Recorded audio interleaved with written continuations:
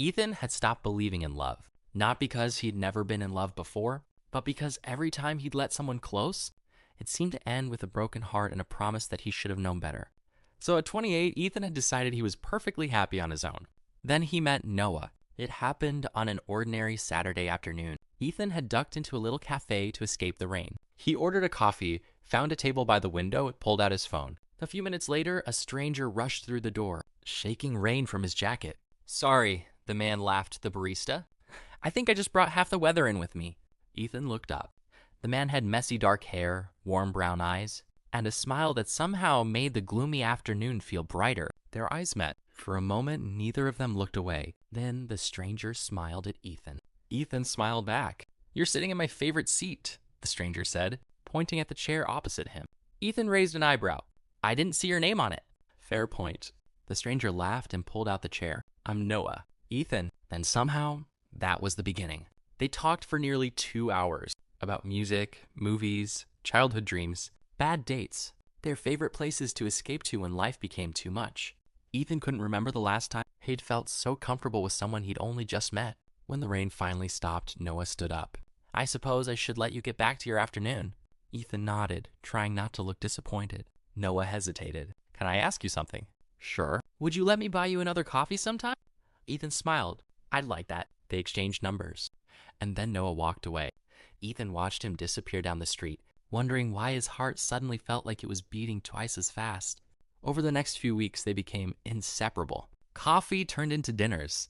Dinners turned into long walks. Long walks turned into evenings sitting on Ethan's balcony, talking until midnight. Noah made Ethan laugh when he didn't feel like smiling. Ethan listened when Noah needed someone to hear him. And slowly, without either of them saying it, something changed. One evening, they sat together beneath a blanket, watching the city lights flicker in the distance. Noah looked across at Ethan. "Can I tell you something?" "Always." "I think I'm falling for you." Ethan's heart stopped. He looked down at their hands. "I think I'm falling for you too." Noah reached across and gently took his hand. Their fingers intertwined. Neither of them spoke. They didn't need to. Weeks passed. Then months.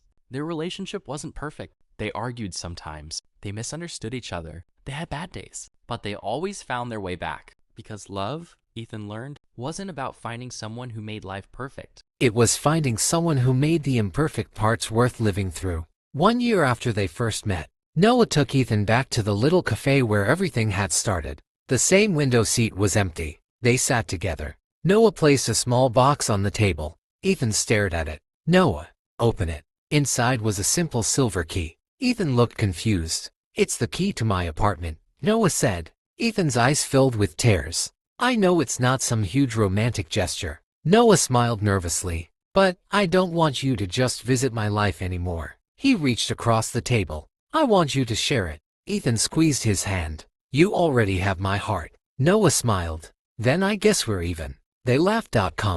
Outside, rain began tapping softly against the window. Just like the day they'd met. Ethan looked at Noah and realized something. Sometimes love doesn't arrive with fireworks. Sometimes it walks through a cafe door soaking wet, makes a stupid joke, steals your favorite chair, and completely changes your life. And for Ethan, the boy he wasn't looking for became the love he never wanted to live without. Years later, whenever anyone asked Ethan how he knew Noah was the one, he always gave the same answer. "I didn't." He would smile and look across the room at Noah.